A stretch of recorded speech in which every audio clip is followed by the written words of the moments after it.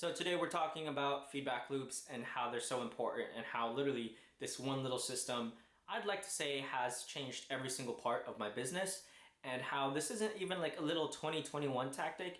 It's actually a very important framework that you should be implementing into every single part of your e-commerce business, whether you're fulfilling something like a logistical problem or an ad problem. So what is this feedback loop, right? Let's put feedback loop. And how important is this thing? Well, first let's put in a nice little icon to represent environment. Sometimes the sun can be a very strong predictor into how we can operate. So we're going to call this bad boy environment.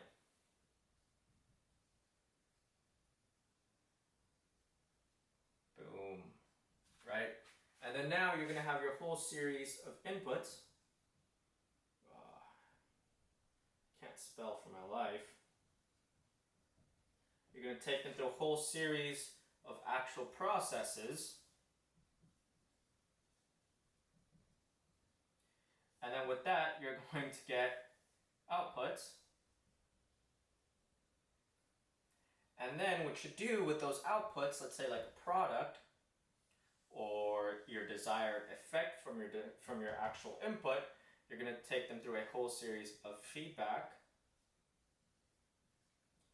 So then once you take that feedback, you bring it over onto inputs. So then your new set of inputs will be a lot better, mainly because you took the feedback from your prior output.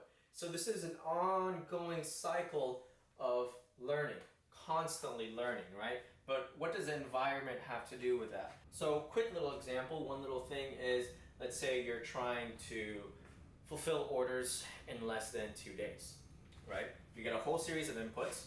You usually have processes to get those certain outputs, aka trying to get those 2 days, but you go through this whole process and it ends up being 3 days. And then what you do is you actually go back to your team and try to see, why is it this way? Why didn't we do it within 2 days? And then what you do with that is then you take it to your inputs, and then it's an ever-going cycle. But let's talk about this bad boy, this little thing called environment, right? If your environment is not good, then your inputs won't be good. If your environment is not good, then your processes won't be good. If your environment is not good, your outputs will not be good. It all affects it. You think about nature, you think about the way things are. This is an ongoing framework for life. If you're trying to learn a bike, how to ride a bike. If you're trying to, let's say, get more women to go on a date with you.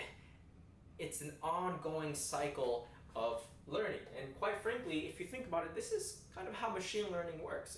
It puts it all through inputs, processes, measures the outputs with feedback, and then now the new measures and the new data is then recollected into inputs. So then the inputs can be better, so then your outputs can be better.